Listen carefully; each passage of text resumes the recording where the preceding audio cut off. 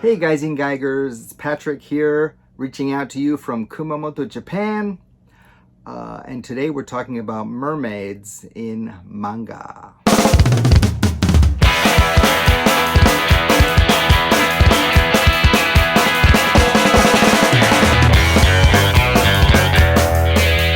So it's been a while, and I hope you've all been keeping well. Have you read any good stuff lately? If so, why don't you let me know down in the comments. I've spent the last several months working on a presentation on mermaids in manga that I gave to the Japanese Society of Comics and Cartoons. And I turned it into a research paper, which will be published in English this time in an upcoming issue of Ijoka, IJOCA, the International Journal of Comics Art. I also recently gave an interview to Tim Young of Deconstructing Comics about this project, and I felt that before I can put all my mermaid comics back on the shelf, that I owed it to you guys who've stuck with me through this dry period to introduce you to my top 10 favorite mermaid manga stories. Spoilers abound, so be warned. At number 10, Akugio by Morohoshi Daijiro. Okay, Akugyo means bad or evil fish. It's actually in this collection right here, which is part of the Yokai Hunter series. He restarted the series more recently using the students of the teacher who's the main character in the main series. So it's kind of like a spin-off. And in the back of this, you have the Akugyo story, which features both beast-like and more human-like hybrid fish-human creatures. I don't know what fish means. So anyway, in this story, the Akugyo is this ginormous fish thing with a siren call, call back to Ulysses in the Sirens. This thing, though, its call reaches over like kilometers and is terribly destructive. There's a great folk horror vibe, like outsiders coming into this town that has weird traditions.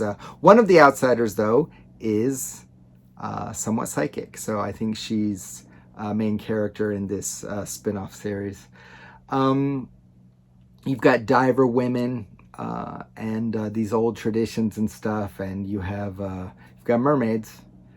And you've got, there's a lot of things that you can read into it on about identity and traditions and this kind of thing.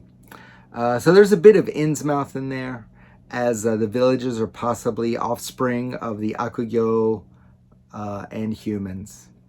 So there's exploration of themes like mobility, identity, fighting against patriarchal engines of oppression, and these show up in a lot of mermaid stories. You've got Morihoshi's dreamy art style. It's kind of, I wouldn't say it's rough, but it's not very tight, but it fits perfectly, as this is kind of a mystery that crosses over into Twilight Zone territory. Anyway, it's a really good one. Up next, number 9, we have Angel's Hill, Enzeru no Oka. Okay, this is a Tezuka Osamu comic. He did a couple of mermaid-related stuff, including this Umi no Toriton right here, Triton of the Sea. And this is his second major mermaid story. It features like a mistaken identity plot. There's court intrigue. There's an exiled princess and her maliciously blinded sister. Not blind, blinded. And then there's a femme fatale named Pyoma. And for me, she makes that story. She has multiple identities which she levers for power. She's a spiritual leader, a gang boss, an underwater queen, and a fish-human hybrid. So she's like this badass who's like the leader of these two different societies, one above the water and one underneath. And she's doing what it takes to get what she wants. She's much more interesting than any of the good guys in the story. I mean, they're not bad, but like she's just a fascinating character. In this story, you also have humans who are, yeah, offspring of merfolk, just like in the Akugio story. So, and you have, you know, similar themes, even though this one's a lot older than the other stories I'm going to mention. It still has a lot of the same merfolk related themes. Number 8, Toshiko to Naomi no Bai. Okay, the case of Toshiko and Naomi. This is one of the chapters from a series called School Ningyo. Okay, Ningyo meaning mermaid.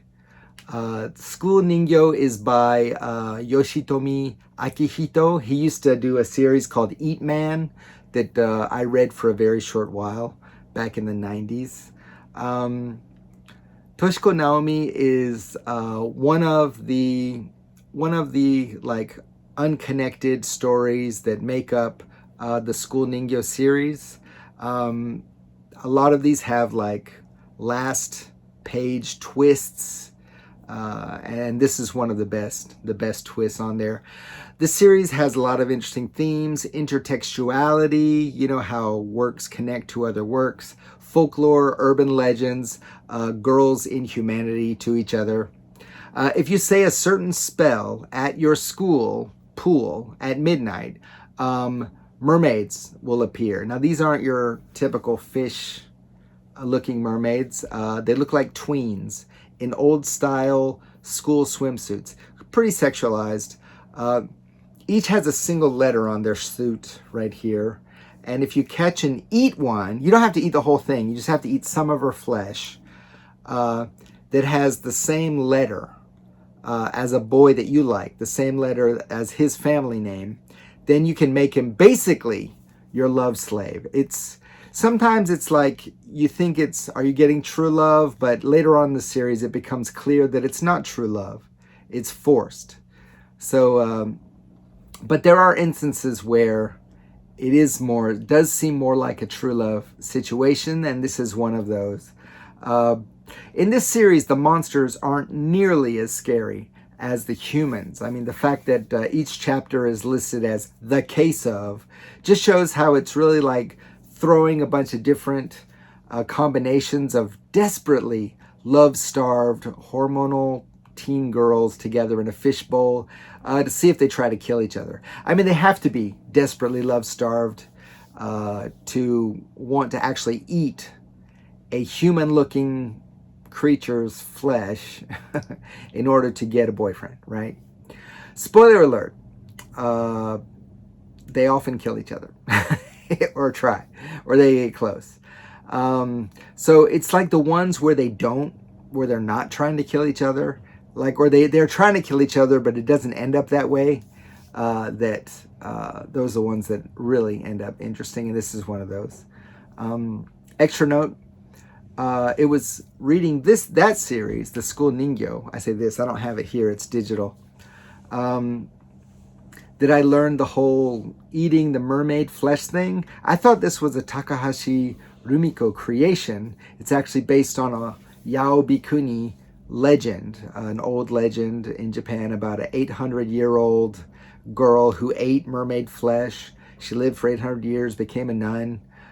So that's, you know, that connects to the Mermaid series, which I'll be mentioning later. All right, coming up next, number 7. Here we go, the Mermaid series. End of a Dream. This is one of the stories in Takashi Rumiko's Mermaid Saga or Mermaid series. This is part of in Japanese it's called Ningyo Shirizu, but it's called Mermaid Saga in English. In this series, there's 2 characters, Yuta and Mana. They have attained immortality by eating mermaid flesh. They look totally normal. You know, they don't have any superpowers. They're not super strong. They are just healthy and they will live forever.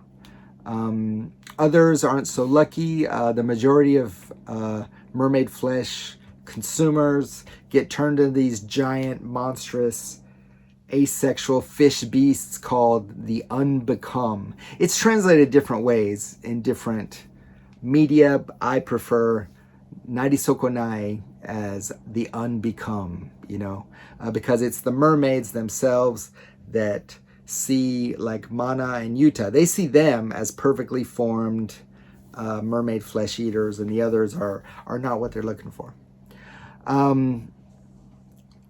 So anyway, there's others also, though. They're not big monsters and they're not perfectly formed. They're close to human, but they've got like some either physical or other damage. And these are the ones that Yuta and Mana seem to come across quite a bit in their travels, in looking to uncover secrets of the mermaid.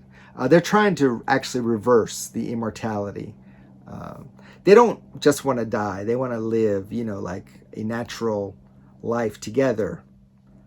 So anyway, most of the stories are two-parters, but this one is a one-parter with an ambivalent monster. You kind of sympathize with this monstrous being because it was a human that never really wanted to be, a monster. It's like a Jekyll Hyde, Incredible Hulk type situation. It gives us plenty of hints in the story and art that it's not just a cut and dried situation. I mean, it is a monster, but is it because it murdered and ate the townsfolk? Or did it murder and eat them because it was treated as a monster and the townsfolk tried to kill it? I mean, what's the cause and effect there? Why does he completely blank whenever? So this creature, he goes from perfectly, he looks huge and monstrous, but he can speak, he has feelings, he talks to Mana, and they befriend each other. But he says he has these fugues where he goes berserk and can't control himself and never remembers. So wondering why that happens. It's not clear. But we only see it happen. Somebody's not telling us. We actually see it happen only after he gets shot with a shotgun. So, is it because the people won't leave him alone that he keeps turning into this monster that eats them? So anyway, the eating of the flesh, the humans, yeah, probably a problem. But anyway, very interesting story about a sympathetic monster who's actually does monstrous things, So it's pretty good. It's a really good story. You should check it out. Number 6. I love this one. This is Genshoku no Umi. Genshoku is like primary colors. It's the sea of primary colors. Sounds great, right? But it's by Hino Hideshi, who is just a genius horror manga, folklore too, creator. Does some really great traumatic, beautiful and grotesque. He's a master of both. But as far as I'm concerned, this story is amazing. I'm glad I came across it looking for mermaid stories. He quickly, like he often does, got me engrossed in the story of this little girl. She's this positive little girl who is just trying to find happiness, her little slice of happiness amid the destruction of her fishing village due to, pollution and corporate greed. And even though he doesn't really bring this out to the forefront, though, definitely, though, pollution's a big theme in this one. It's always in the background of his stories. There's always these factory towers with smoke, black smoke billowing, and there's always horrific industrial noises, and there's polluted rivers filled with, all kinds of things, horrible things. But he also writes about these innocent people who find beauty in this putridness. And in that way, it's actually pretty eye-opening. it seems like he's just going for a shock, but there's definitely more that is coming across there. So anyway, the little girl in this one, she looks at the oily film, you know, that kind of rainbow film that you get when you put oil in water on the surface of this polluted water. And she's like, oh, rainbows, you know. And she looks at the fish who have been mutated into like primary colors, you know, that's from the title. And she's just seeing these beautiful fish, and she has like a dream about how she wants to be a mermaid and swim among these beautiful, colorful, mutated fish. But like all fairy tales, you know, her dream comes true. And she falls into this contaminated water, and she's mutated into a human fish hybrid. Instead of the beautiful mermaid image, she's this gnarled thing, just really like her face is completely misshapen and grotesque. The fish part perfectly formed somehow, but she herself happy as a clam, just and I think this is the most curious part and the genius part, is that the narration which you expect a bit of objectivity in there, calls her beautiful, like objectively beautiful, basically, and with no irony. And so, you know, it could be the narrator is kind of talking from her point of view, but she's been speaking in speech balloons, her thoughts the whole time, and the narrator's been separate from this. So I think that we can read it a little bit deeper than that. He says she's become a beautiful mermaid, and you know, it gives you some pause. And the fact is that she is happy, hideous, but happy. And that in itself is kind of beautiful. So, something to think about. Great story. That's in one of the collections, Hina Hideshi collections. I recommend it. Number 5, Franois by Takahashi Yosuke. It's not, I have some Takahashi Yosuke here. There's mermaid stories in all of these. He really digs mermaids, as do many of these authors. But it's not in one of these. It's in a digital collection I got called I've Decided to Become a Snake Woman. Hebi onna o hajimemasu. And it's a short story collection, one of many that he's done. He mostly does short story stuff. Even his long form stuff, it's all very, you know, there's chapters. It's like very separate, one shots, you know. So anyway, I got to meet him earlier this year. I got signature on this and another book, and I got to ask him, you know, like, what do you prefer? Your typical traditional mermaid, or do you like the gill-man type HANGYOJIN, you know, the half man, half fish type of deal? And he says, well, I wouldn't want to meet either of them, you know, because they're horrifying. But as a lover of monsters, I would have to go with the gill-man, the HANGYOJIN type. So anyway, in this story, Franois, which, you know, should be Francoise, because it's a woman's name, actually. But anyway, in this story, we get this arrogant little snot, this Japanese guy who's convinced his dad to foot the bill for his studies abroad. And he's studying art, but he's, you know, he's talentless. So he just spends time drinking and screwing around. He meets this beautiful woman who is introduced to him by a bad friend. And her name is Franois. And he finds her beautiful, but he also finds her very tawdry and cheap. He's like, it's painted on beauty. But he's still fascinated with her until she says, oh, I'm pregnant, and I want to have the baby, and I want to have it in your country, you know? So he's looking at it like, oh, she just wants to come to Japan. And so basically what he does is that he tosses her, you see him choking her, and he tosses her overboard into shark-infested waters. You're not sure if he's killed her before he throws her into the water. It's not clear. But years later, war hits the world, right? And we can assume it's World War II by the design of the battleships.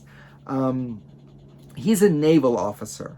So his rich father was unable to buy him escape from service, so he bought him a nice cushy position. Unfortunately, the ship is sunk. Well, unfortunately, fortunately, because this guy is a A-grade asswipe. He goes overboard, and he comes face to face with Francois, who is a mermaid. And as he's talking to her, and he's very like, I don't know, it's like he's very calm. He's very sociopathic the way he kind of narrates what's going on. He's like, hey, it's Francois. That's where you've been. Huh, what's this pain in my side? Oh, that must be my son eating me, trying to eat my insides. I'll just poke out his eyes. You know, like the art is very violent, and he's, you know, there's a lot of emotion, but his thoughts are like, you know, just like robotic almost. We all try to kill each other. This is what it is to be a family. And he's like, at the end, you see him laughing maniacally. But this contrast between this like robotic narration and the violence of his actions and the final insane laugh, it's just like, you know, there's this dance of death at the end, and he's like, he looks like he's reveling in it, you know? It's crazy. It's like he's got no feeling and no emotion. He's like, he doesn't really feel stuff. And so, in a way, yes, he's a monster, and he's reveling in this final violent act, which will probably end up in his own death, if not the death of Francois and her son, who knows. But he finally feels something, you know, he's feeling something, and it's very disturbing. Good stuff. I love it. All right, number 4, we've got Shinkai NINGYO Hime. Okay, Shinkai meaning like the ocean, like deep ocean, like ocean floor deep. And NINGYO Hime is the Little Mermaid, basically. So it's a Little Mermaid story transplanted to not this underwater palace, but like the ocean floor as is, with all of the beautiful underwater fish that obviously Morohoshi has a thing for. It's kind of slow paced. It just reads at a nice regular pace. There's bits of action and bits of, what's going to happen. But it's mostly she's exploring the fact that she's not happy where she is, you know. It's not just that she's like, I bet there's this wonderful world up there. It's just like, I'm not happy. Something's missing. And so when there's this deep ocean exploration sub that comes down, and she sees a boy through the porthole, and she's like curious about it, and she explores like sunken ships and stuff. So she's kind of picking up knowledge. She's asking people about the surface. She's asking big dangerous fish about the surface, and she makes a somewhat informed decision, a very emotional but informed decision, that she is going to go to the surface. And she won't be able to do it on her own. I mean, she does have to, and so she does what it takes. She gets the help that she needs to get to the surface. Yes. So, and she makes a wish, you know, that she can find the surface. Not sure if the wish comes true, but then she makes it through this very dangerous area where there's no oxygen, and somehow makes it to the surface. She's unconscious. The deep sea sub kind of finds her. When it emerges, she's like hanging on the end of it, and she's fully human. So did the wish come true? Possibly, yes. So this is another thing we see with other mermaid stories. I thought the character is very like well thought out, and there's all these other characters that are perfectly happy just, you know, with their arranged marriages, but the guy they're trying to arrange her with is this old widow guy, and he's kind of a creep, and she's like, I don't know, there's got to be more to life than this. And yeah, you know, it's great. She's a great character, chases her dream, makes it true, and they actually do. There's a follow-up story to it about her whole career as a marine biologist. I mean, it's not about her career. It's about after she's had her career. She didn't get the guy she wanted, which is true to the original Little Mermaid story. She did get a career, respect. People still like looking at her like she's the beautiful scientist, you know, kind of objectifying her in that way. But she realizes that she really wants to go back and see what's going on underwater. And so there's a great epilogue to that. So it's probably not going to be translated into English anytime soon. I don't think there's been anything translated of Morohoshi's work in English. So hopefully that's something that will change in the future. Okay, number 3. Okay, we're getting to the top. HANGYOJIN by Umezu Kazuo. I mean, come on. The minute I saw that in the store, like I was on it in a half second. I had to have this Umezu story. This is 1965 story. 1 year later, he did this one, 1966 story for a girls magazine. But this 1965 boys comic is a bizarre trauma-inducing comic. It's a story of natural and forced de-evolution. You've got the main character's big bro getting all moody and stuff as he slowly becomes this hairy beast. Is it puberty? Close. The guy's become an amphibious biped that has sharp teeth, claws and fangs, scales, webbed fingers, and a bad attitude, okay? So the main boy's friend, Kenichi, see, you don't really remember the main boy because nobody's calling his name. He's always calling Kenichi, Kenichi, and Oni-san, you know, so no one's calling his name, so his name is hard to remember. It's gone. So anyway, his friend Kenichi invites him over, coincidentally, to his mad scientist-looking dad's office, his laboratory, basically. And the dad explains that he's studying about how all humans are eventually going to devolve into amphibious creatures. And I think there's a mention of because overpopulation and stuff, which ties directly to a Tezuka story from over 10 years before that called Pipi-chan, about a little boy mermaid who his parents have... Boy mermaid? Merboy. Who his parents have basically turned him into so that he could live underwater.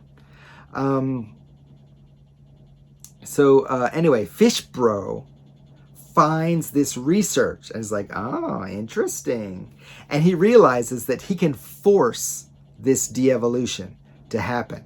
And so he basically captures Kenichi, shackles him to the wall, slits open his mouth, cuts off his eyelids. I told you it was trauma-inducing, right? Like webs his fingers somehow, forces him to breathe underwater, and he turns into this perfectly formed amphibious creature, even less human-looking than Big Bro here on the cover. And so, basically, you know, Kenichi becomes fishier and fishier, and even fishier than the Fishman, and he revenges himself on Big Bro and like swims off into the sunset. It's this very like, what? You know, it's not a happy ending. You're like, poor Kenichi, all the stuff he went through with no anesthetic in sight. No wonder he went cuckoo go nuts and went totally Fishman. So anyway, Umezu kind of, even though they don't really show the slicing, you know, they show like the knife going like stretching the skin, but they don't show the slicing. Umezu is he gets it in your head. You know, you imagine exactly what's happening. And so before you do a reread, you're like, I think I remember seeing the slitting. And you don't. It's just he's such a master that he gets you to do the work for him. And thus, trauma, you know? Wow, what a genius. All right, let's go up to number 2. This is another Mermaid Saga, Ningyo series story. This is a 2-parter. There's a little bit more depth into it. A Promise Tomorrow. A lot of things going on here. I had to reread it several times to kind of pick up other themes, other things that I could mention in my research. But it's one of the first mermaid manga stories I ever read, you know. I believe I read a translated version, so sometime in the 90s. But anyway, when I was looking for something else to research after I'd finished my Oni research, I was like, okay, I've got these 2 Umez books. I probably could, I bet some of my other guys here like mermaid stuff, you know, like good old Mizuki Shigeru. Here's Ishinomori, Shotaro, you know. We've got Mizuno Junko, of course Tezuka. And so I remembered, oh yes, that Mermaid Saga. Yes. This definitely, I'll have enough material to do research on. And so, there you go.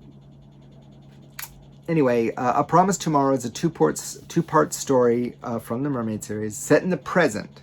So some of the stories set in the past, and then you only have Yuta, because Mana is more recent. She more recently became immortal. Yuta's been around for 500 years.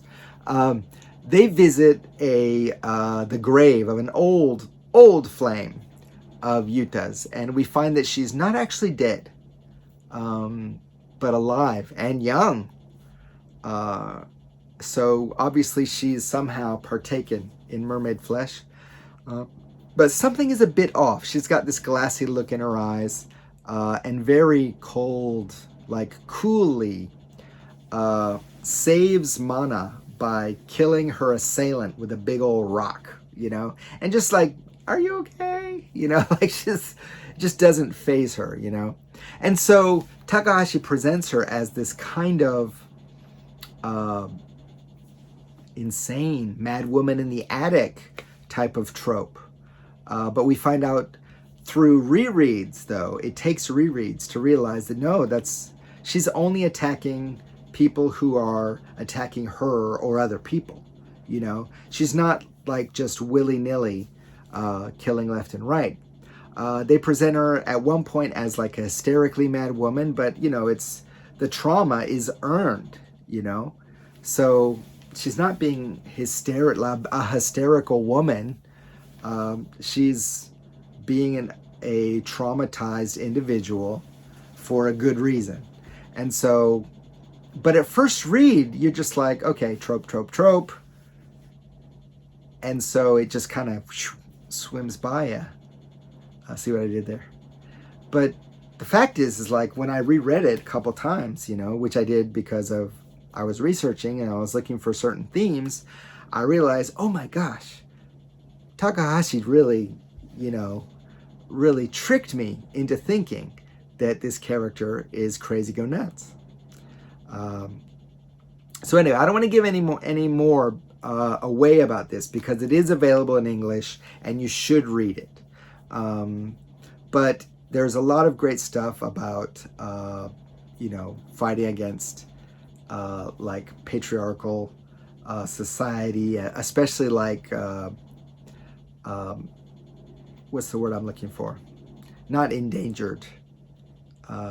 What's the damn word? Something related to that. Anyway, let's just use privilege. So where was I? You've got this elitist, patriarchal, privileged muffa, okay, who treats women as property.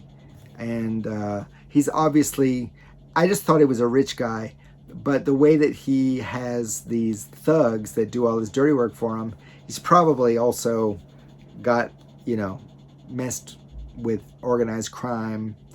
They kind of allude to him buying up property and such. And so, anyway, let's just say that you need to read it a couple times to get all the goodness out of it, you know. And really, in this whole series, there's a lot of fighting against the patriarchy, and but you don't really like see it as that kind of series until you take that second read and really see, like, oh yeah, all the people who are in pain are because of people in power working to inhibit their freedoms, inhibit their mobility and agency. So definitely check it out. This one doesn't quite deliver in the just desserts at the end, but still, though, you can imagine that when things are over, that it probably didn't go well for this antagonist. But definitely check this out.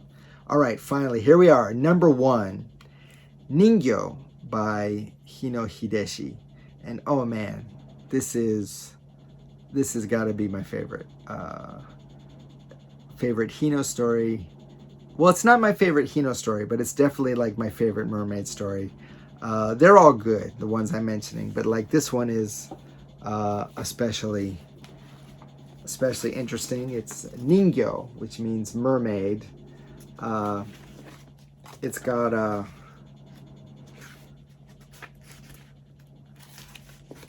it's got basically a very talks about like a legend and a lord. This lord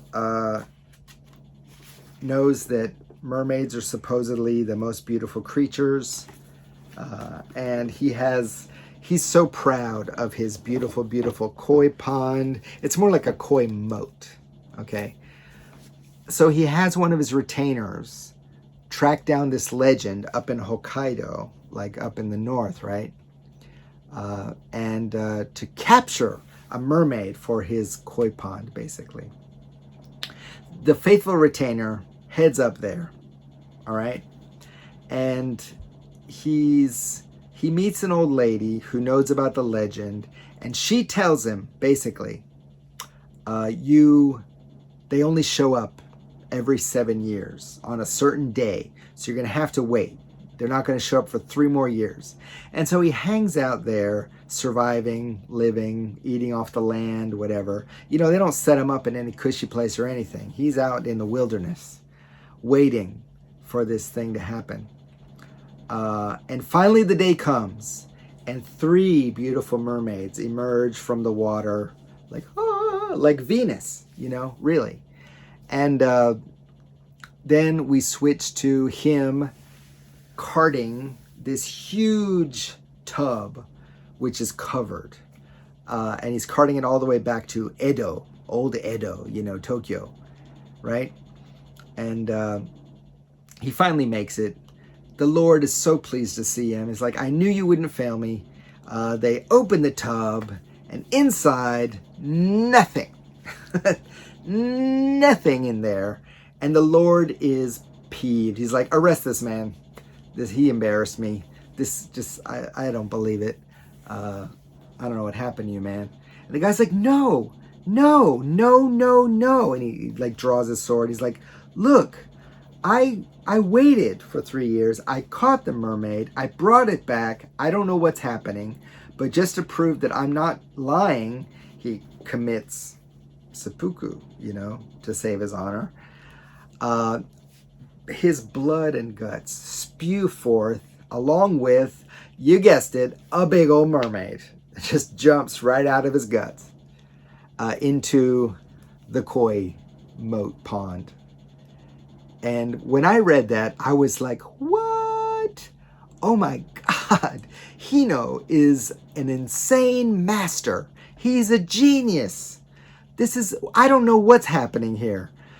I don't get it at all. And but it's amazing. I love it. And then I read the caption. And basically the caption said, it shows the guy, he himself, the guts and the mermaid and everything jumping out of his belly, and he's saying, "Oh, it's so beautiful." But when you read the caption, it says he just imagined the mermaid. It was just the blood. It was just like the light shining off the blood and guts and effluvium, etc., shooting out of him into the pond. That the sparkliness that somehow made him imagine a mermaid. And so, you know, you've got like questions. I've got questions like, did he even see those 3? Was it the 3 years in the wilderness? Did that screw him up? Or is the mermaid playing some terrible trick? Or what's happening? And, you know, I really love it. I really love this story. And I also love watching the Lord see his retainer's gut spill into his beautiful pond.